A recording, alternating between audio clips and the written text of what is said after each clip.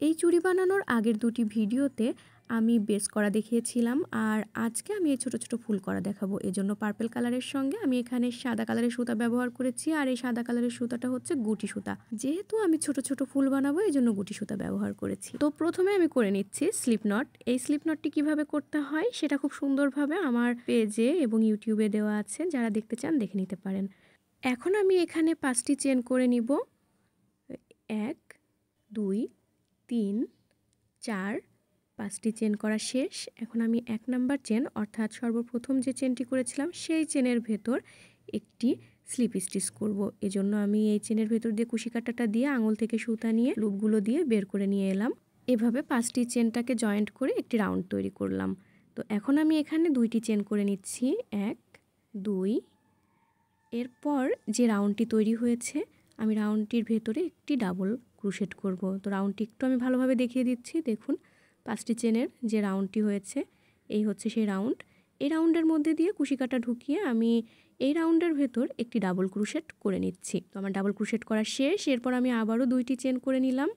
এরপর আমি এই রাউন্ডের মধ্যেই আবার একটি স্লিপ স্টিচ দিয়ে নিচ্ছি। তো এই স্লিপ স্টিচ দেওয়ার মধ্য দিয়েই কিন্তু আমার একটি পাপড়ি করা শেষ। তো এখন দ্বিতীয় পাপড়ির জন্য আমি 2টি চেন করে নিচ্ছি। তারপর আবারও এই রাউন্ডের মধ্যে একটি ডাবল ক্রোশেট করে নিচ্ছি।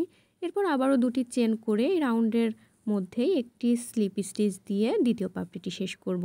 এভাবে আমি সর্বমোট 5টি পাপড়ি করব।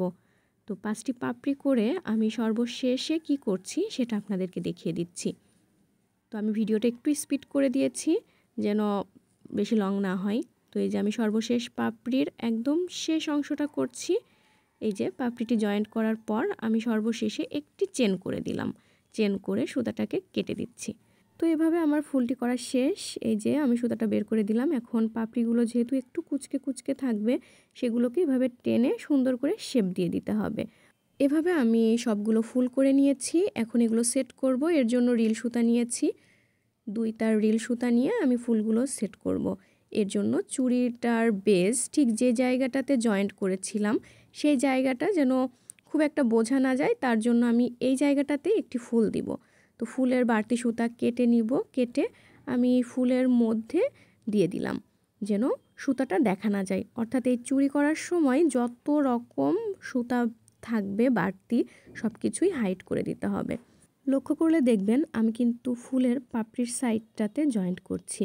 অর্থাৎ পাপড়িগুলো যেন উঠে উঠে না থাকে, তার জন্য পাপড়ির মাথাতেই জয়েন্টগুলো দিতে হবে একটু সুন্দর করে টাইট করে। ফুলগুলো জয়েন্ট করা খুবই ইজি, এগুলো যে কেউই পারবে। তো আমি ভিডিওটা একটু ফাস্ট করে দিচ্ছি, নয়তো অনেক লম্বা হয়ে যাবে। তো ফুলটার মাঝখানটা একটু খালি খালি লাগছিল, তো এর জন্য আমি ঠিক মাঝ বরাবর আমি সুইটাকে তুলে নিচ্ছি। এখানে আমি চুড়ির বেসের যে কালার অর্থাৎ পার্পল কালারের পুঁথি নিয়ে নিচ্ছি। এই ছোট্ট কাঁচ পুঁথিগুলো ফুলের মাঝখানে দিয়ে দিব। এই যে দিয়ে পরবর্তী ফুলটা ঠিক আমি যে জায়গাটাতে দিব ঠিক সেইখানে আমি সুতাটাকে নিয়ে যাব। তবে এই সুতাটাকে পরবর্তী ফুলের জায়গায় নিয়ে যেতে হবে খুবই সাবধানে, যেন সাদা সুতাটা দেখা না যায়, তাহলে দেখতে খুব একটা সুন্দর লাগবে না। তো এই যে পরবর্তী জায়গায় আমি নিয়ে গিয়েছি, নিয়ে এভাবে ফুলটা রাখছি। তো সবগুলো ফুল তো আর ক্যামেরাতে দেখানো সম্ভব না, তাহলে ভিডিও অনেক লম্বা হবে। সবগুলো ফুল আমি করে ফিরে আসছি। এই যে আমার চুড়িটা করা শেষ। কেমন হয়েছে আপনারা আমাকে জানাবেন, আর কতটুকু বুঝাতে পেরেছি সেটাও জানাবেন। ভালো থাকবেন সবাই, সুস্থ থাকবেন। আল্লাহ হাফেজ।